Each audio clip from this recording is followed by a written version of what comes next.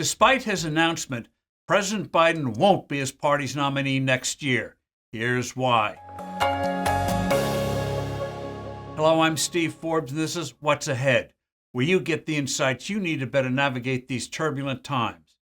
The fact that President Biden declared his candidacy for a second term on video, rather than an enthusiastic rally or by a live address to voters, tells you all you need to know why he won't be leading his party in the 2024 elections.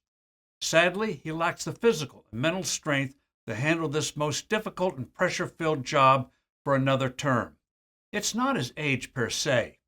Mentally vigorous Winston Churchill served a second stint as prime minister in his late 70s, reluctantly retiring in his 81st year.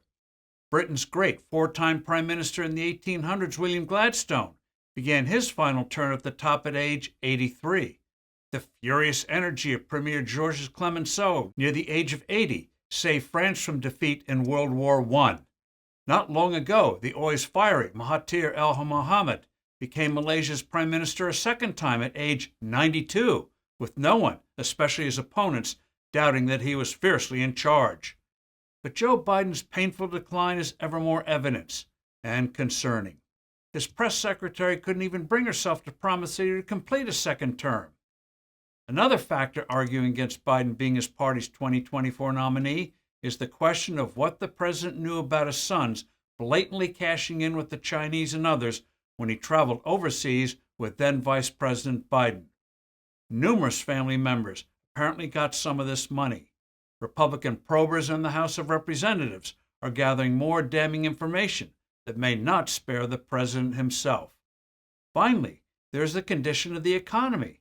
The first quarter will show some growth, but stagnation or worse lies ahead as bank lending tightens, savings are drawn down, and wage growth continues to lag rising prices. Most Americans don't believe the country is going in the right direction. Most don't want Biden running again. The president's record is awful, which is why he didn't mention it in his announcement video. Nor did he offer a hopeful, uplifting platform for a second term. One telltale sign the president won't be on the ballot next year, that recent family trip to Ireland.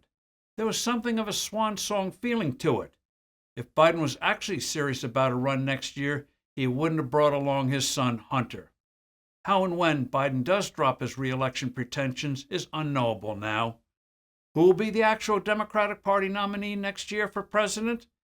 Will not be Vice President Harris, given her embarrassing performances. It is notable in that Biden video announcement that she appears but did not speak. The Democrat standard bearer next year may not be the names now bandied about, such as California Governor Gavin Newsom, but someone we're hardly aware of today, a total outsider.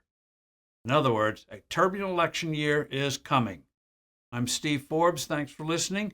Do send in your comments and suggestions, and I look forward to being with you soon again.